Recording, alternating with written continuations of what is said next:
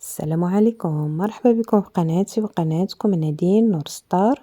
كنتمنى تكونوا كلكم بخير وعلى خير وفي أتم الأحوال وبكامل الصحة والعافية. مرحبا بالناس الجداد ومرحبا بالناس اللي معايا منذ البداية. اليوم إن شاء الله فيديو جديد واقتراح جديد، نتمنى ينال الإعجاب ديالكم. حريشات بالبلبولة ديال الشعير من أروع ما يكون، سهلا في التحضير وناجحين. هشاش ولداد من أروع ما يكون. ما نطولش عليكم أكثر، خليكم مع المقادير وطريقة التحضير، وكيف العادة كنتمنى لكم فرجة ممتعة. بالنسبة للمقادير غادي نحتاجو البلبلة أو التشيشة الرقيقة. أنا هنا خديت القياس بالكأس، يعني 3 ديال الكؤوس، يعني غتاخدو نفس الكأس غتاخدو به جميع القياسات.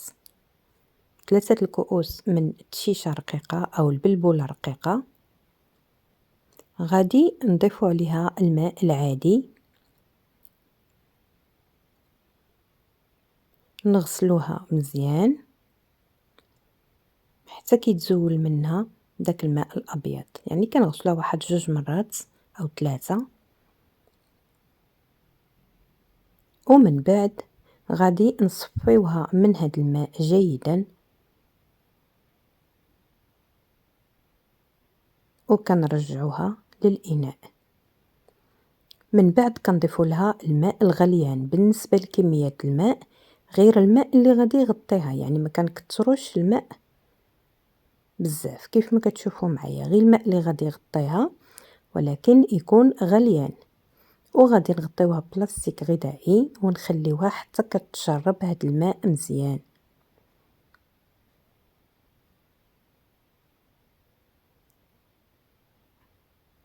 بالنسبة للمدة من نصف ساعة حتى لساعة، كل ما خليناها أكثر يكون أفضل.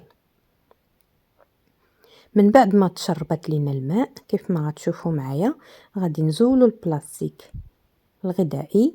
كيف ما كتشوفوا تشربات داك الماء اللي ضفنا ليها. هاد الماء كيخليها كترجع رطبة.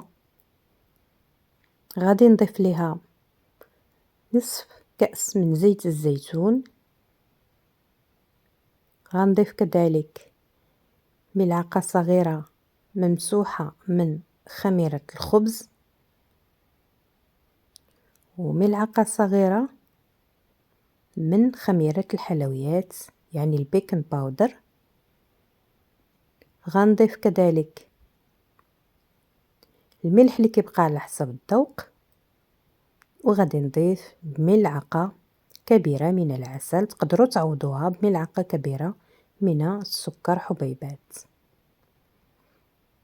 وغادي نخلطوا هاد المكونات جيدا حتى كتندمج مع بعضها البعض كيف ما كتشوفوا معايا. قبل ما نبداو نضيفوا السميده الرقيقه كنخلطوا هاد المكونات جيدا وكنشوفوا القوام ديال الخليط. ومن بعد غادي نبداو نضيفوا السميده الرقيقه بالتدريج. في الاول كنضيف الكأس الاول وكنجمعها غير برؤوس الاصابع كيف ما كتشوفوا معايا حتى كندخلوا هاد الكميه في الخليط وكنشوفوا القوام ديال الحريشات. ومن بعد كنكملوا الكميه المتبقيه.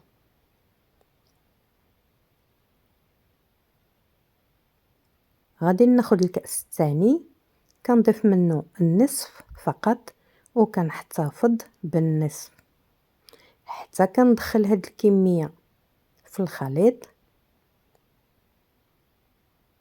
لان الا ضفناها مره واحده تقدر تجينا العجين تكون يعني قاصحه. كنضيف النصف الاخير ديال السميده الرقيقه وكنخلط المكونات جيدا حتى كيندمج ليا الخليط كيف ما كتشوفوا معايا غير برؤوس الاصابع.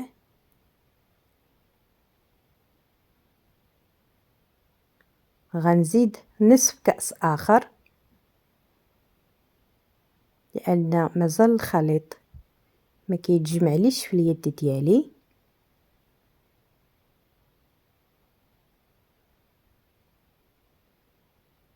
وكنستمر بهذه الطريقة حتى كيندمجوا المكونات كلهم، وكنحصلوا على خليط اللي كيكون بهذا القوام. يعني ملي كنشكلوا واحد الكرة د العجين كيف ما كتشوفوا معايا ما كتلتصقش لينا في اليد. مباشرة غادي نبداو نشكلوا الحريشات ديالنا. غادي نحتاج كمية من البلبولة الرقيقة والغطاء ديال هاد القارورة ديال الزاج. كناخد كمية من الخليط وكنشكلو كويرات.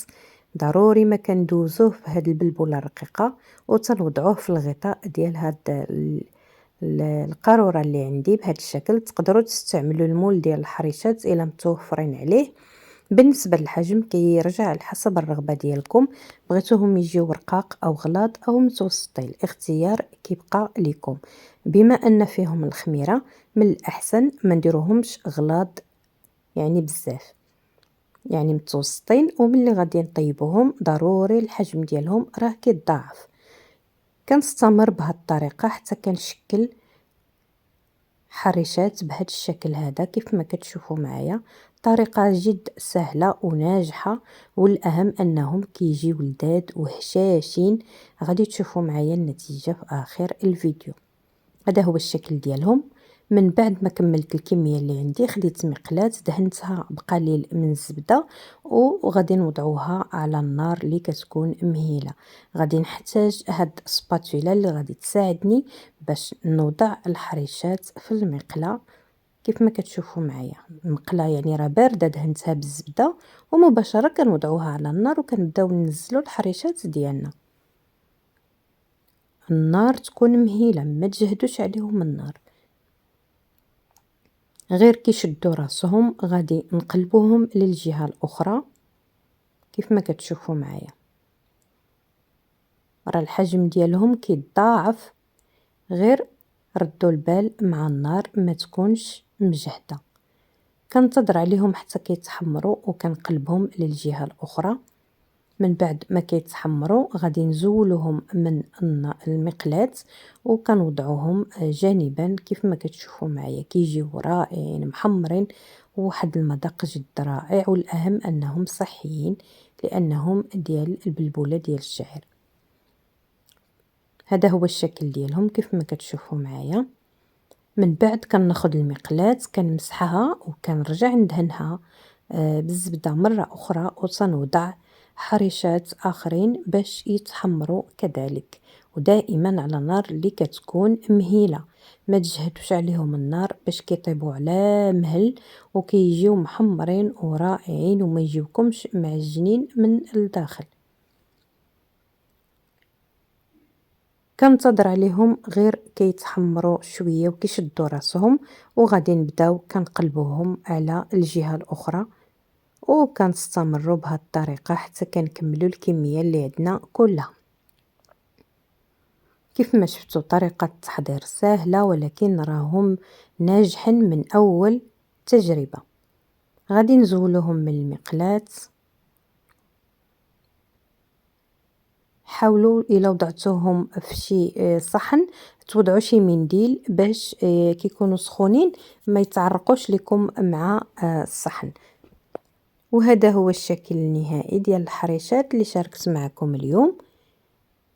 رائعين وسهلا في التحضير، اقتصاديين، كيخرجوا كميه ما شاء الله كيف ما شفتوا معايا من اول الفيديو. هشاش ولذاذ من اروع ما يكون. هذا هو الشكل ديالهم محمرين كيشهيو. غادي نقسم لكم واحد الحبه باش تشوفوا الشكل ديالهم كيف كيجيو هشاش ولذاذ من اروع ما يكون. رافقوهم باي حاجه كتفضلوها بزيت الزيتون او بالعسل، الاختيار كيبقى لكم. غادي نقسم لكم هاد الحبه كيف ما كتشوفوا الشكل ديالهم هو هذا هشاش ولذاذ. نتمنى انكم تجربوهم وينالوا الاعجاب ديالكم. لو وصلتوا معايا حتى لهنا ما تنساونيش من اللايكات، الله يخليكم والله يكبر بكم. اللي شاف الفيديو يدير لايك باش يوصل لاكبر عدد من الناس، وما تنساوش البارطاج مع الجميع باش تعمل فائده ويستفد الكل، وفعلوا الجرس باش توصلوا دائما بالجديد ديال القناه. واللي كيشوف القناه اول مره نتمنى يشترك في القناه فضلا وليس امرا. شكرا لكم على تشجيعكم ودعمكم، شكرا على كلامكم الطيب وقلوبكم الطيبة. شكرا لكل واحد وكل واحدة خداو من وقتهم باش يشوفوا الفيديو. استودعكم في حفظ الله الذي لا تضيع ودائعه. دمتم سالمين والسلام عليكم.